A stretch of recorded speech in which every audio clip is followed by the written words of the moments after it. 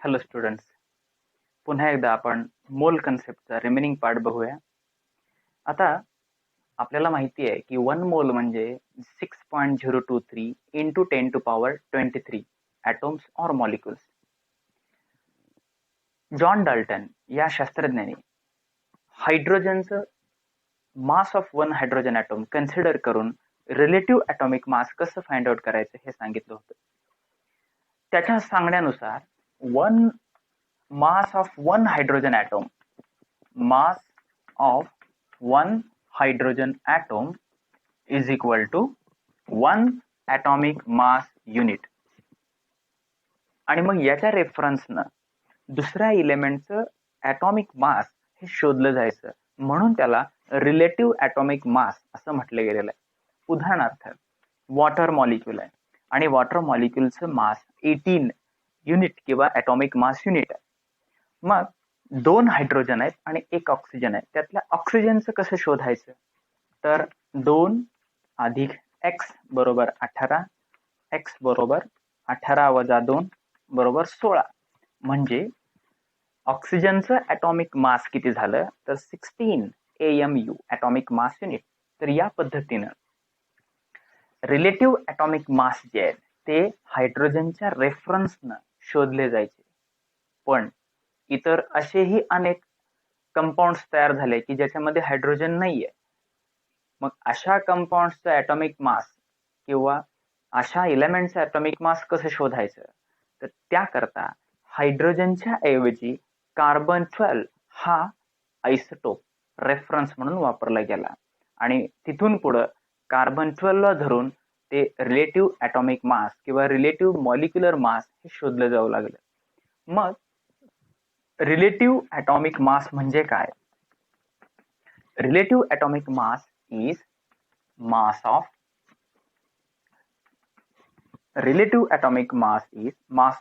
one atom of element divided by 1/12th into mass of one C12 atom. या फॉर्म्युल्याच्या सहाय्यानं relative atomic मास calculate केलं जाऊ लागले. Mass of one atom of element divided by 1/12th into mass of 1 C12 atom. Okay, मग relative atomic मासची definition कशी केली गेली? It is the number of times of one atom of the substance is heavier than 1/12 times of the mass of one carbon atom. तर या पद्धतीनं relative atomic मास शोधलं जाऊ लागलं. त्याच्यानंतर थोडेसे प्रॉब्लेम्स मोल कन्सेप्ट मधले आपण बघूया. हे माहितीसाठी आपण सांगितलं रिलेटिव्ह ॲटॉमिक मास कसं फाइंड आउट करत होते. पहिला प्रॉब्लेम सोडवायच्या आधी आपल्याला काही काही गोष्टी लक्षात ठेवाव्या लागतील. तर 1 mole is equal to 6.023 into 10⁻23 atoms or molecules. Okay, त्याच्यानंतर फॉर्म्युलेज जे आपल्याला लागणार आहे त्याच्यामधला number of moles is equal to given mass divided by molar mass. हा एक फॉर्म्युला आहे ज्याच्या सहाय्याने आपण number of moles find out करू शकतो. दुसरा आहे फॉर आयडियल गॅस. जर आपल्याकडं आयडियल गॅस असेल, for ideal gas at STP standard temperature प्रेशरला कुठला फॉर्म्युला यूज केला जातो, तर number of moles of gas is equal to given volume divided by 22.4 liter of that gas. Okay, number of moles is equal to given volume divided by 22.4 liter. तर हे दोन फॉर्म्युले जे आहेत, हा एक आणि हा एक, हे दोन फॉर्म्युले लक्षात ठेवून त्याचा वापर आपल्याला नंबर ऑफ मोल्स काढण्यासाठी होऊ शकतो. आपण एक एक्झाम्पल बघूया या फॉर्म्युल्याच्या आधारावरती. काही एक्झाम्पल आहेत. पहिलं एक्झाम्पल आहे find the number of moles of carbon atom in 60 gram of carbon. Find the number of moles of carbon atom in 60 gram of carbon, and the given is C is equal to 12, that is atomic mass of carbon is 12. Now we know that, or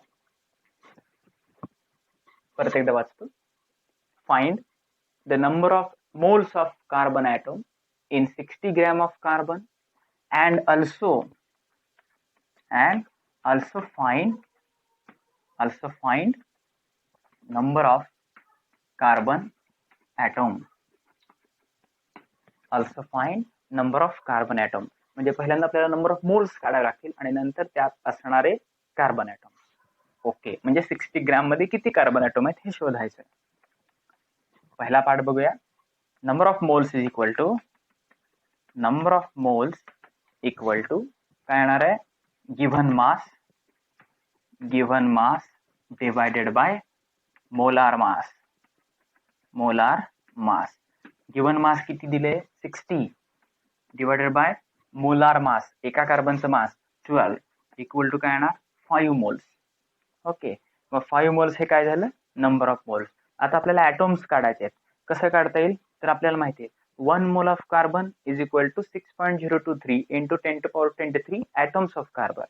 So that's why 5 moles of carbon or number of carbon atoms equal to 5 into Avogadro's number, that is 5 into 6.023 into 10 to power 23 atoms of carbon. या पद्धतीने आपल्याला number of moles आणि number of atoms of carbon शोधता येते. Okay, आता दुसरं बघूया. आता हे झालं आपण ॲटम्सच्या बाबतीत. जर आपल्याला मॉलिक्युल्स दिले असतील तर मॉलिक्युल्सच्या बाबतीत कसं करता येईल, कसं फाइंड आउट करता येईल, याच फॉर्म्युलानं बघूया. प्रॉब्लेम आहे, find the number of moles of molecules. Find the number of moles of molecules of urea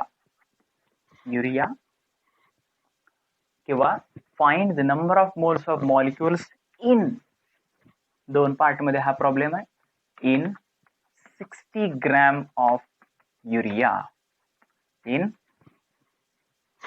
60 gram of urea. Okay, आणि गिव्हन मध्ये काय काय दिलंय, नायट्रोजन 14, ऑक्सिजन 16, हायड्रोजन 1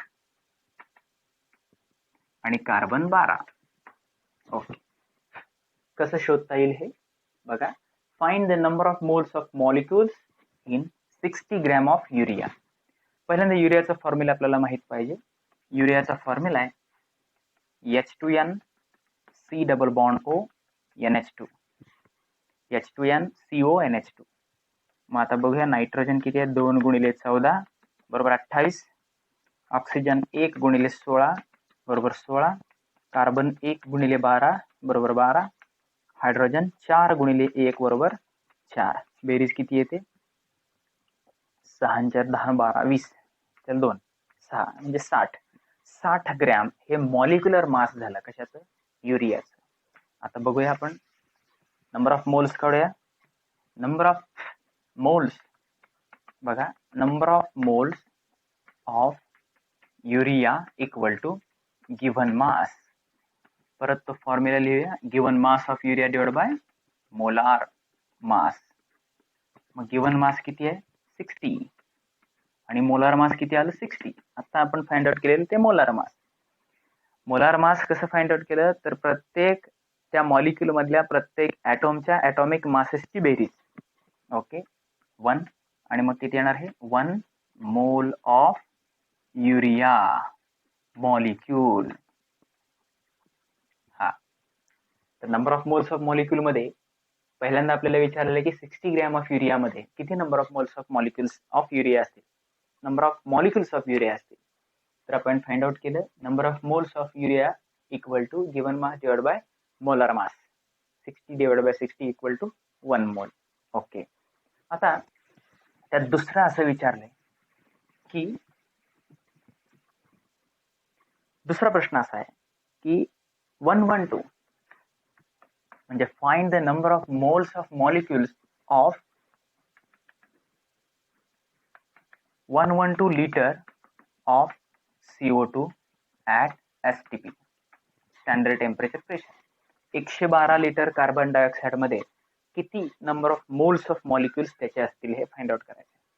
इथे सुद्धा आपण कसं फाइंड आउट करणार बघा. पहिल्यांदा CO2 चं मोलार मास काढावं लागेल आपल्याला. आता हा ठीक आहे, कसं करूया बघा. Number of moles of CO2 equal to number of moles of CO2 equal to given volume divided by 22.4 liter equal to, आता given volume किती आहे 112/22.4 बरोबर 112/22.4 5 moles 5 moles of CO2 म्हणजे बघा number of moles of CO2 equal to given volume divided by 22.4 is equal to 112 divided by 22.4 equal to 5 moles of 5 moles of carbon dioxide. तर या पद्धतीने हा प्रॉब्लेम आपण सांगू शकतो. त्यानंतर अजून एक प्रॉब्लेम आपल्याला बघता येईल. To find the volume. Problem असा आहे, find the volume of 22 gram of CO2 22 gram of CO2 at STP. म्हणजे आपल्याला व्हॉल्यूम फाइंड आउट करायचा आहे. आणि गिव्हन काय, carbon is 12 and oxygen is 16. आता हे ग्रॅम मध्ये दिलंय म्हणजे पहिल्यांदा आपल्याला नंबर ऑफ मोल्स काढावे लागतील आणि नंबर ऑफ मोल्स परत त्या व्हॉल्यूमच्या फॉर्म्युल्यात पुटअप करून आपल्याला त्याचा व्हॉल्यूम काढता येईल. बघूया. Number of moles of CO2 equal to given mass divided by molar mass. Given mass किती आहे 22 आणि मोलार मास आपण CO2 चं मोलार मास काढूया. CO2 कार्बन 1 गुणिले 12 बरोबर 12, ऑक्सिजन 2 गुणिले 16 बरोबर 32, 44 ग्रॅम. 22/44 बरोबर 1/2 बरोबर 0.5 म्हणजे 0.5 मोल्स हे CO2 चे आले. आता आपल्याला व्हॉल्यूम काढायचा आहे ऍट STP. काय करावं लागेल, नंबर ऑफ, आपल्याला हा फॉर्म्युला माहिती आहे, number of moles equal to number of moles of gas at STP equal to given volume divided by 22.4. मग गिवन व्हॉल्यूम जर आपल्याला पाहिजे असेल, volume of CO2 equal to number of mole 0.5 into 22.4 equal to 11.2 litre. तर या पद्धतीनं आपल्याला जर व्हॉल्यूम फाइंड आउट करायचं असेल तरी पण आपण या दोन फॉर्म्युल्याच्या सहाय्यानं व्हॉल्यूम फाइंड आउट करू शकतो. म्हणजे number of moles find out करणे, मास फाइंड आउट करणे, व्हॉल्यूम फाइंड आउट करणे, या सगळ्या कॅल्क्युलेशन्स आपण या फॉर्म्युल्याच्या सहाय्यानं करू शकतो. तर या व्हिडिओमध्ये आपण नंबर ऑफ मोल्स कसं फाइंड आउट करायचे, त्याच पद्धतीनं व्हॉल्यूम कसा फाइंड आउट करायचा एखाद्या गॅसचा ऍट STP आणि त्याचं मास कसं फाइंड आउट करायचं हे आपण या व्हिडिओमध्ये शिकलेलो आहोत. पुढच्या व्हिडिओमध्ये आपण याच्या पुढचे कन्सेप्ट जे आहे, जे की नंबर ऑफ मोल्स वरती आधारित आहे, ते आपण बघणार आहोत. धन्यवाद.